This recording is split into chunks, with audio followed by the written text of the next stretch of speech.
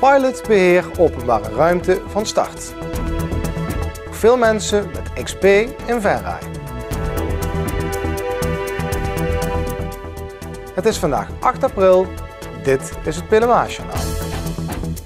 Morgenavond voeren CDA, D66 en Samenwerking hun eerste gesprek in het formatieproces.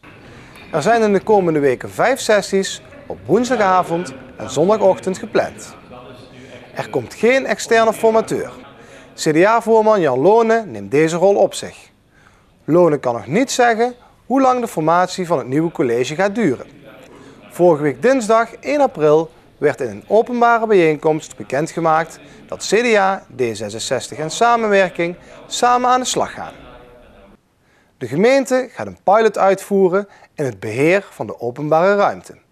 De pilot wordt uitgevoerd in de wijken Veltum, Vlakwater en de dorpen Merselo en Vredepeel. De proef is erop gericht om met hetzelfde beheerbudget meer resultaat op diverse gebieden te behalen.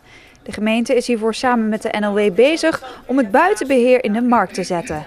Daarbij is afgesproken dat een bedrag van ongeveer €500.000 wordt afgezonderd van het in de markt te zetten bedrag en wordt ingevuld met lokale initiatieven.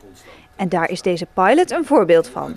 Dit is zo'n lokaal initiatief van 2 ondernemingen die samen de combinatie BV hebben opgericht om zowel mensen van de NLW, de WSW-mensen, in te zetten in de openbare ruimte, als ook burgerinitiatieven, lokale initiatieven, mensen die in de wijk iets willen, die willen meewerken aan het beheer en het onderhoud. Dus dat is er zo bijzonder aan.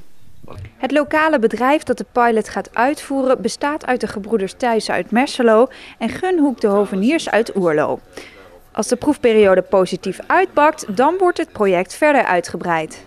Ja, als deze pilot een succes is, dan gaan we dus verder in de richting van die €500.000. En kan het zijn dat die uitgerold wordt over meerdere wijken. Het is nu nog in 2 dorpen en 2 wijken waar de pilot gaat lopen. Dus dan zullen we hem verder uitrollen mogelijk. Het pilotproject loopt tot 31 december 2014. In het laatste kwartaal wordt de proef geëvalueerd om te kijken of de beoogde doelen daadwerkelijk gehaald zijn. De dorpsraden van Leunen en Kasteraai hebben bij de provincie Limburg bezwaar gemaakt tegen het nieuwe plan voor het openbaar vervoer. Eind 2016 loopt het huidige 10-jarige contract met Veolia af. De provincie gaat in de nieuwe opzet buslijnen in dunbevolkte gebieden schrappen. N60 Venray-Venlo komt straks niet meer door de dorpen Leunen en Kasteraai. Om tijd te winnen wordt de A73 genomen. De 2 dorpsraden vinden dit een verkeerde keuze. Vandaag is Microsoft gestopt met de ondersteuning van Windows XP. Ook CompuZone in Venray krijgt sinds de aangekondigde stop veel reacties van mensen uit de omgeving. Ja, we krijgen natuurlijk heel veel vragen van mensen. Van hey, wat gaat er nou gebeuren? Moeten we een nieuwe computer kopen? Hoe zit het met de beveiligingssoftware? Ja, wat kunnen we doen? Ja, dat soort vragen krijgen we dus eigenlijk echt dagelijks. Wat adviseer jij mensen uit Venray bijvoorbeeld? Wat we ze eigenlijk voornamelijk adviseren is om over te stappen naar een nieuwe Windows-versie. Of om in ieder geval Windows Chrome te gaan gebruiken, of Google Chrome te gaan gebruiken of Firefox. Puur omdat die nog wel update en Internet Explorer van Microsoft eigenlijk niet. Ondertussen is Windows 8 alweer het nieuwe besturingssysteem van Microsoft. XP is 12,5 jaar oud.